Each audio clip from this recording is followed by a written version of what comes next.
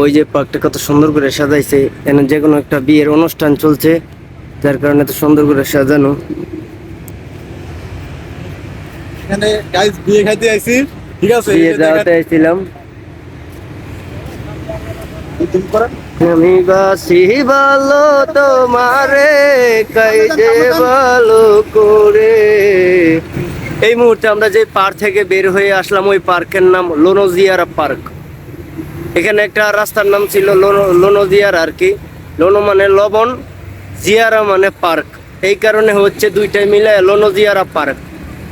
এই কারণে ওই পার্কের নাম দেওয়া হয়েছে লোনোজিয়ারা।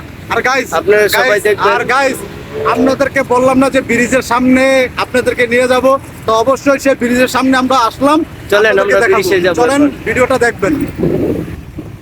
বাসতে বলো তোরে ভালোবাসি কত, কিন্তু চাইবো না আর তুই। এই মুহূর্তে আমরা মালদ্বীপের ব্রিজে উঠে পড়লাম। চায়না ব্রিজ, চায়না ব্রিজ বলে ব্রিজের নাম। মালদ্বীপের গেটটা দেখেন একটু। সবচেয়ে বড় ওই যে হইলো গেট, ব্রিজে প্রবেশ করার গেট হলো এটা, দেখতেছেন। সিঙ্গেল কারছে এদের সব লোক আসতেছে। অনেক সুন্দর ব্রিজ। ব্রিজের ক্যামেরাটা দেন।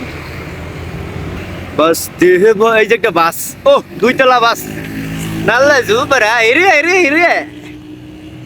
এই যে আমরা যেই জায়গায় আসার কথা সেই জায়গায় এসে পড়েছি। সম্মানিত দর্শক মন্ডলী, আপনারা দেখতেছেন এই মুহূর্তে আমরা সরাসরি এসে পড়লাম মালদ্বীপের ব্রিজের উপরে।